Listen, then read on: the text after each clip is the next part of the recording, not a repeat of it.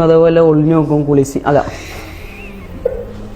അതൊക്കെ നോക്കുമ്പോ ആരെയും പിടിക്കുകയൊക്കെ ചെയ്തിട്ടുണ്ടോ? കുളിസിനൊക്കെ ആയാലും അമ്മ ബെസ്റ്റാ. രാത്രിയാണോ പോവാ? രാത്രിക്കൊന്നല്ല, പകൽ തന്നെ പോകും.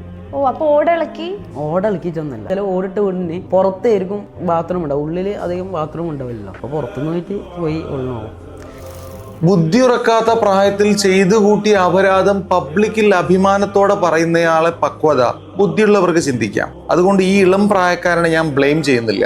അറിവും അഭ്യാസവുമുള്ള ചിലർ ചാനൽ ചർച്ചകളിലെ അവതാരകരുടെ സീറ്റിൽ ഇരുന്ന് ഈ വിഡ്ഢിത്തങ്ങൾക്ക് മുഴുവൻ ചിരിച്ച് പിന്തുണച്ച് എന്ത് പ്രതിബദ്ധതയാണ് ഈ സമൂഹത്തിന് നൽകുന്നത്?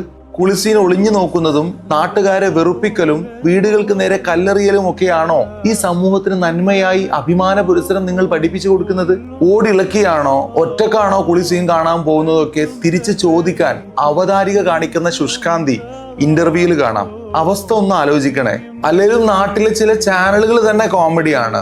ഇന്റർവ്യൂക്ക് കൊണ്ടുവരുന്നവരിൽ ആണും പെണ്ണും കെട്ടിയവരും ആണും പെണ്ണും കെട്ടവരും തെറിവിളിയന്മാരും വീട് ചാടിയവരും ഒളിഞ്ഞു നോക്കിയവരും ഒക്കെയാവും. സോഷ്യൽ മീഡിയകളിൽ വസ്ത്രം അല്പമൊന്ന് പൊക്കി ഡാൻസ് ചെയ്തവർ മുതൽ വസ്ത്രം ഊരി വീഡിയോ പിടിക്കുന്നവർ വരെ ഇന്റർവ്യൂ ലിസ്റ്റിൽ കാണും. ഏറ്റവും വലിയ രസം ഇവർക്കൊക്കെ വെച്ചു കൊടുക്കുന്ന പേരാണ് സോഷ്യൽ മീഡിയ ഇൻഫ്ലുവൻസർ. ഇതുപോലെ ചാനലിൽ വന്ന് വിഡ്ഢിത്തം പറയുന്ന കുട്ടികളല്ല പ്രശ്നം. അവരെ ഇൻഫ്ലുവൻസർ എന്ന് പരിചയപ്പെടുത്തി അവരുടെ വിഡ്ഢിത്തങ്ങളെ അണ്ണാക്കിൽ തൊടാതെ വിഴുങ്ങുന്ന അവതാരകരും വിഡ്ഢി ചാനലുകളുമാണ്. ഇവരാണ് നമ്മുടെയൊക്കെ തലമുറകളുടെ പ്രചോദനമെന്ന് ആലോചിക്കേണ്ടതാണ്.